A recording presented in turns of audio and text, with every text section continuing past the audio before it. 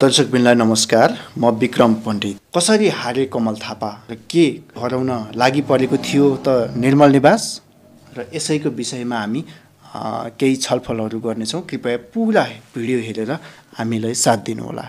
आज हामी राष्ट्रिय प्रजातन्त्र पार्टी अर्थात् राप्रपा कमल थापाको विषयमा आज हामी विशेष गरी केन्द्रित रहेर केही कुराहरू चर्चा गर्नेछौँ। कमल थापा अध्यक्षको लागि महाधिवेशनमा उठिसकेपछि उहाँ सफल हुनु भएन र महाधिवेशनबाट उहाँ हार्नुभयो र यसै विषयमा उहाँले हरेक सामाजिक सञ्जालमा एक किसिमको टिक्का टिप्पणी गरिरहनु भएको छ र हार्नुको मुख्य हात राजा ज्ञानेन्द्रको छ भन्ने किसिमको चाहिँ टिक्का टिप्पणी गरेको हुँदा यसै विषयमा कमल थापाको राजनीतिक जीवनीको विषयमा हामी केही उतार चढाव र के कस्ताहरू चाहिँ थिए यसै विषयमा हामी केही उहाँको जुन जीवनीको विषयमा हामी चर्चा गर्नेछौँ। राजेन्द्र लिङ्गदेनले आफूलाई नै पाखा लगाइदिए र यसै विषयमा आज हामी केही चर्चाहरू गर्नेछौँ। पञ्चायत समर्थकले बहुदलमा जन्माएर दरबारको छत्रछायामा हुर्किएको दल हो राष्ट्रिय प्रजातन्त्र पार्टी।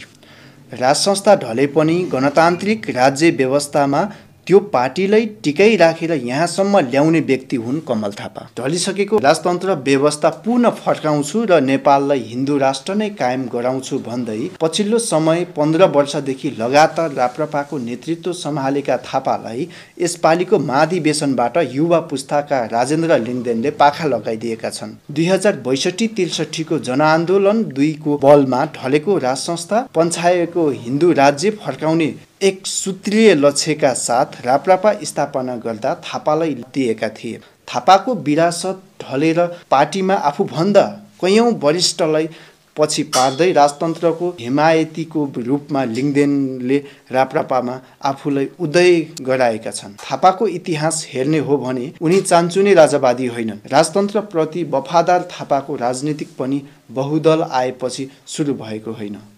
उनी पञ्चायत कालमै त्यसको बलियो खम्बाका रूपमा स्थापित भए। पञ्चायतको जगजगी चलेका बेला उनी पञ्चायत समर्थन स्वतन्त्र विद्यार्थी मण्डलको अध्यक्ष चुनिएका थिए। 4 दशक लामो राजनीतिक इतिहास भएका थापा 4 दिनदेखि भ्रिकुटी मण्डपमा जारी महाधिवेशनमा आफू जित्नेमा ढुक्क थिए। यसकारण पनि उनी ढुक्क थिए कि लिङ्गदेन उनीभन्दा धेरै कनिष्ठ नेता हुन्, काँचो हुन् र राप्रपाका 101 हस्तीहरूको साथ उनलाई नै थियो।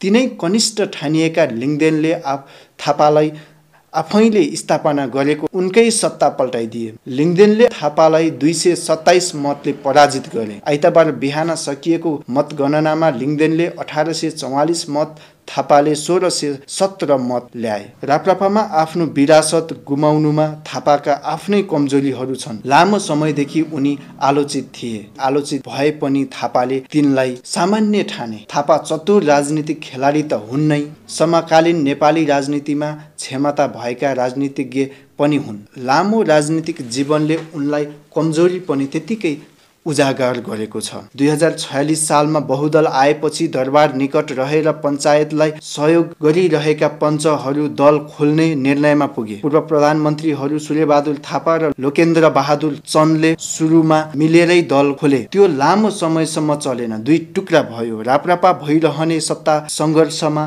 कमल थापा एक प्रमुख पात्र थिए। थापा राजनीतिक वृत्तमा एकाएक चर्चामा आएको भने 2053 सालमा हो, जति बेला नेता लोकेन्द्र बहादुर चन्दको नेतृत्वमा राप्रपा एमाले सरकार बनेको थियो। 2053 फागुन 19 मा चन्द प्रधानमन्त्री भएका थिए। चन्द प्रधानमन्त्री बनेको 6 महिनापछि नै राप्रपामा विग्रह आयो। जब काङ्ग्रेसले सूर्यबहादुर थापाको नेतृत्वमा सरकार बनाएर राप्रपा काङ्ग्रेस बीच सत्ता गठबन्धनको प्रस्ताव राख्यो। चन्द सरकारमा मन्त्री रहेर राप्रपाका नेताहरू नै राप्रपा एमाले गठबन्धन तोड्न र काङ्ग्रेससँग मिलेर सरकार चलाउन आतुर देखिए। त्यसमध्ये एक थिए कमल थापा। थापाले आफूलाई छोड्न लागेपछि चन्दले एउटा टिप्पणी गरे जुन नेपाली राजनीतिमा बलियो बिम्ब बनेर बस्यो। चन्दले त्यसलाई मुसा प्रविधि भनेर त्यसको व्याख्या गरे। उनले भनेका थिए, जहाज डुब्न लागेको थाहा पाएपछि सबैभन्दा पहिले मुसाहरू जहाज छोडेर भाग्छन्। उनले भनेको यो टिप्पणीले थापालाई लामो समयसम्म पछ्यायो। सत्तामा पुग्न थापाले फेरि रहने समीकरणलाई टिप्पणीकारहरू मुसा प्रविधि भनेर घोचपेच गरिरहन्छन्। हुन पनि उनी विचार मिल्ने र नमिल्ने दुवै राजनीतिक शक्तिसँग सत्ताका लागि उदारपूर्वक समीकरण गर्छन्। मन्त्री हुनका लागि गरिने त्यस्ता समीकरणले राप्रपाले बोक्ने राजतन्त्र र हिन्दू राष्ट्रको एजेन्डा कमजोर बन्दै गयो। एमाले माओवादी केन्द्र र राप्रपा मिलेर 2074 सालको निर्वाचनपछि सरकार बनाए। त्यो गठबन्धनले विद्यादेवी भण्डारीलाई राष्ट्रपतिमा अघि बढायो। राजतन्त्रका हिमायती थापा गणतन्त्रको सिम्बोलका रूपमा रहने राष्ट्रपति पदमा भण्डारीलाई निर्वाचित गरियोस् भन्ने प्रस्तावको समर्थक बने। यस्ता कतिपय घटनाले कमल थापालाई राजतन्त्र वा हिन्दू राज्य होइन सत्ता चाहिएको हो भन्ने मत बलियो बन्दै गयो। त्यो पार्टीलाई थापाले सम्झना लायक बनाएको भनौँ वा जनताले अलिअलि पत्याएको 2070 सालको चुनावमा थियो। पार्टीलाई केही आश लाग्दो बनाएका थापाले 2072 सालमा संविधान निर्माणमा असहमति राखे। तर त्यसपछि तुरुन्तै गणतान्त्रिक संविधानमाथि टेकेर बनेको सरकारमा भने बलियो उपस्थितिका साथ सत्तारोहण गरे। यसलाई थापाको मुसा प्रविधिको पुनरावृत्तिको सङ्केतका रूपमा कतिपयले व्यङ्ग्य गरे। थापाका यस्तो कमजोरी नै लिङ्गदेन समूहलाई चुनाव जित्ने बलियो आधार बन्यो। लिङ्गदेनले खुल्लमखुल्ला भनेका थिए, पार्टीको नेतृत्व यही रहला तर पार्टी कहिल्यै अगाडि बढ्नेवाला छैन।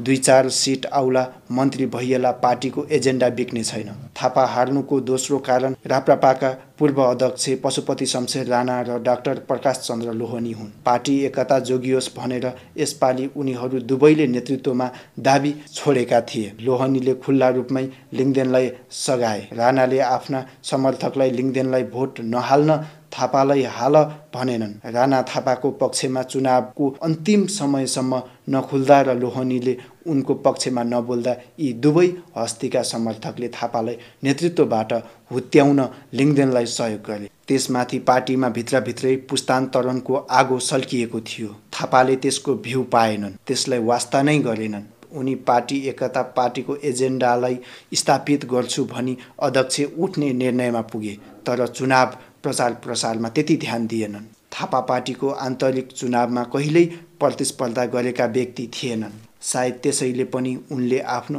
प्रतिस्पर्धी पनि देखेनन्। लिङ्गदेनले महाधिवेशनभर प्रतिनिधिसँग भोट माग्दा थापा बन्द सत्रमा नै व्यस्त थिए। थापा पराजित हुनुको अर्को कारण निर्मल निवास र राज संस्था हो। 2063 सालमा जनप्रतिनिधि सभा पुनर्स्थापनासँगै राजा ज्ञानेन्द्रको प्रत्यक्ष शासनकालमा अन्त्य भयो र थापा पनि गृहमन्त्रीबाट बिदा भए। थापाको दरबारसँग सम्बन्ध त्यहाँबाट तिक्तपूर्ण छ भन्ने गरिन्थ्यो। 2063 सालको जनआन्दोलनका गृहमन्त्री हुँदा थापाले दरबारलाई नै मिसगाइड गरेको आरोप कहिलेकाहीँ लाग्ने गर्छ।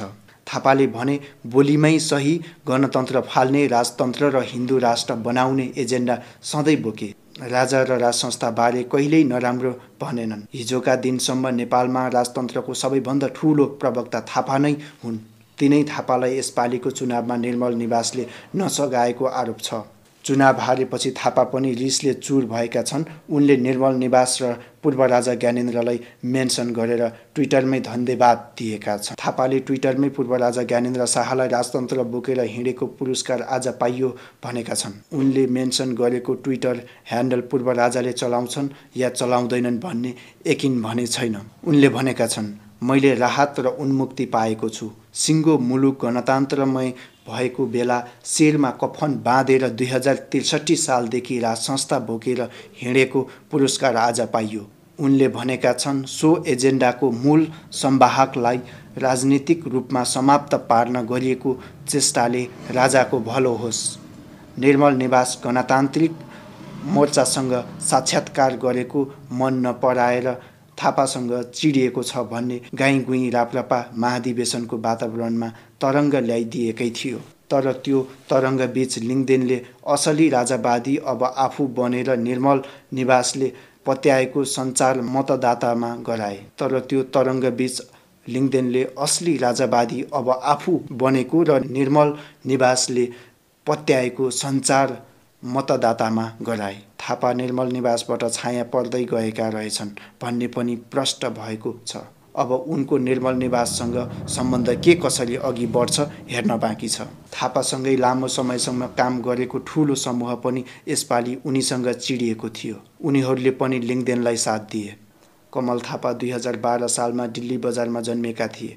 उनका बुबा छत्रबहादुर थापा सेनाका कर्नेल थिए। छत्रबहादुर 2016 सालमा अवकाश भएका थिए। त्यसको 6 वर्षपछि 2022 सालमा स्थायी बसोबासका लागि परिवारसहित हेटौडातिर लागे। काठमाडौँको सेन्ट जेभियर्स स्कुलमा पढ्दै गरेका थापा पनि हेटौडा नै पुगे। 2025 सालमा माध्यमिक तहको पढाइ सकेर थापा पुनः काठमाडौँ आए। काठमाडौँको पद्मोदय हाई स्कुलमा पढ्न थाले। राष्ट्रिय फुटबल खेलाडी हुँदै उनी अखिल नेपाल फुटबल सङ्घको अध्यक्ष भए। राष्ट्रिय खेलकुद परिषदको सदस्य पनि भए। 2044 सालमा दशरथ रङ्गशालामा दुर्घटना भएपछि उनले एन्फा अध्यक्ष पदबाट राजीनामा दिएका थिए। थापाको सत्तारोहण भने शेरबहादुर देउवा नेतृत्वको सरकार 2052बाट सुरु भएको थियो। त्यो सरकारमा उनी 1 वर्ष कानुन न्याय तथा संसदीय व्यवस्था र स्थानीय विकास मन्त्री भए। लोकेन्द्र बहादुर चन्द नेतृत्वको सरकारमा उनी 2053 सालमा आवास तथा भौतिक योजना र परराष्ट्र मन्त्री भएका थिए। सूर्यबहादुर थापा नेतृत्वको सरकारमा उनी 2054 सालमै केही समय परराष्ट्र र कृषि मन्त्री भए। सूर्यबहादुर थापा नेतृत्वकै सरकारमा उनी 2054 सालदेखि 1 वर्ष परराष्ट्र मन्त्री भएका थिए। थापा नेतृत्वकै सरकारमा उनी 2060 देखि 2061 सम्म सूचना तथा सञ्चार, स्थानीय विकास र स्वास्थ्य मन्त्री बनेका थिए। राजा ज्ञानेन्द्र नेतृत्वको सरकारमा उनी 2062 देखि 2063 सम्म गृहमन्त्री भएका थिए। गणतन्त्रपछि केपी ओली नेतृत्वको सरकारमा उनी उपप्रधानमन्त्री तथा परराष्ट्र र स्थानीय विकास मन्त्री भएका थिए। पुष्पकमल दाहाल प्रचण्ड नेतृत्वको सरकारमा उनी 2073 फागुनदेखि चैत्रसम्म उपप्रधानमन्त्री तथा स्थानीय विकास मन्त्री भएका थिए। गणतान्त्रिक घोषणापछि थापा प्रतिनिधित्व गरेका 3 वटा गणतान्त्रिक सरकार उनी र उनको पार्टीको विचारभन्दा धेरै टाढा थिए। माओवादी त उनको पार्टीको विचारसँग कहिल्यै नजिक छैन। एमाले र काङ्ग्रेस हिन्दू राष्ट्र र राजतन्त्रको विचार त्यागिसकेका शक्ति हुन्। राप्रपाका एजेन्डा हिन्दू राष्ट्र र राजतन्त्रलाई जनताले पत्याएका छैनन्। तर पछिल्लो समय हिन्दू राष्ट्र र राजतन्त्रको पक्षमा जनमत बढेको छ भन्ने आङ्कलन उनको पार्टीले गरेको छ। लिङ्गदेनको काँधमा त्यो आङ्कलनलाई जनअनुमोदन गराउँदै 2070 सालको चुनावमा जस्तै उल्लेख्य सिट लिएर थापालाई देखाउने चुनौती छ। 67 वर्षीय थापासँग उपप्रधानमन्त्री, पूर्व मन्त्री भइसकेको अनुभव र पार्टी सञ्चालनको ज्ञान थियो।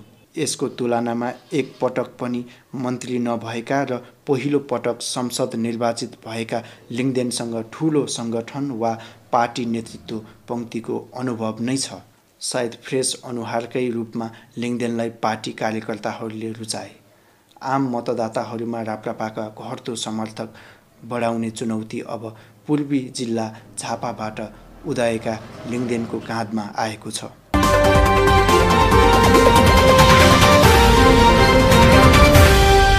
मेरो दैनिकी, तपाईको दैनिक जीवनको एक हिस्सा।